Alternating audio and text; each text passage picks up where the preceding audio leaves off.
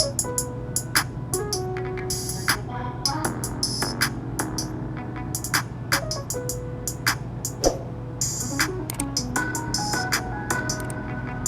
is up, YouTube? Welcome back to my channel. This is something different. It's for my braiders. Honestly, this is for, like, I get asked a lot of questions about braids, and I'm gonna give y'all some sauce, some tea. We're gonna go ahead and start. We'll go ahead and start. Like, comment, subscribe.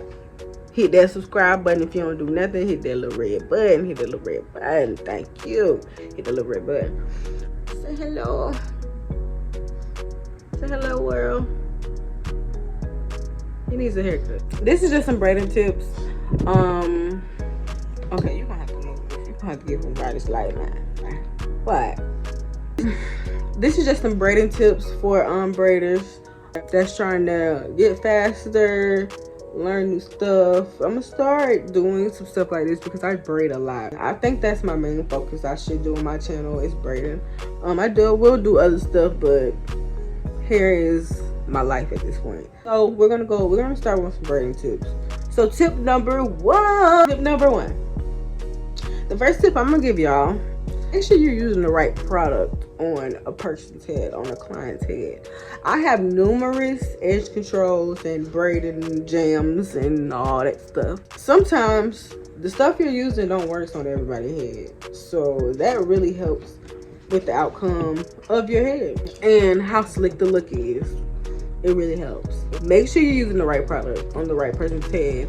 If you're not using the right product on the right person's head, it will not come out right. It don't matter how good of a braider you are, you have to use the right product.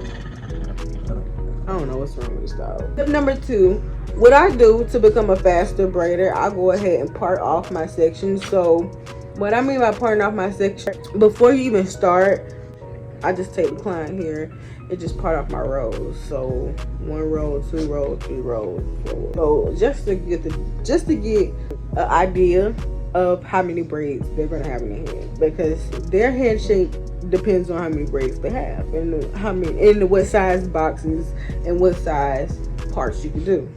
To number three. So number three, before my client, it should be number one, but number three. Before my client even gets there, I go ahead and I lay out my hair. If you need to see a video on me doing it, I will do it. I'll show you guys how I lay out my hair. I've tried using the little wooden braiding sticks, braided little kits, but I can't use it. It don't work for me. It's not enough. I just lay out my hair on top of each other, and yeah, it works. I can do like 2 heads off of what I just put out. You can't do that on the wood stick. Lay out the hair. Boom, boom, boom, before they get there. That'll cut down on your time. Number 4,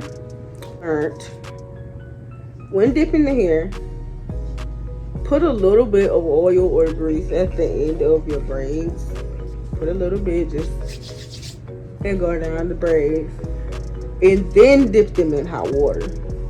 Baby, them things be moving. They stay shiny. It's like it's moisturized, you know? Little grease or oil at the end of my braids, and it helped it get straight really quick. Like, it'll be number 5. Another quick trick that I learned is that I used to dip the hair at the end, all the hair at the end. Sometimes I don't do that. Sometimes I go ahead, boil the water when I get halfway done with the head, and I start dipping the ends, if that makes sense. So I start dipping the ends as I go. So by the time we're done, they can hop up out the chair and we done. Number 6, I don't take no breaks. I schedule my appointments at least an hour out. So I have an hour in between each appointment. So that'll be time enough for me to take my doggies out, do what I need to do. If I need to go to the hair store, I can go right down the street, come back, whoop, whoop, whoop. You understand? So I give myself an hour between each head, sanitize. If I need to go to the store, I go to the store. If I need to take them out, I take them out. Do what you need to do in between that time so you won't stop and take breaks. The number 1 thing is to make sure that you're using the right product.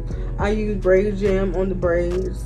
I don't use edge control. Edge control tends to turn white, so we can be that can be tip number 7. So tip number 7, we're using edge control is only for the edges. And then once you lay that edge control, after I swoop, I put mousse all over the front, right?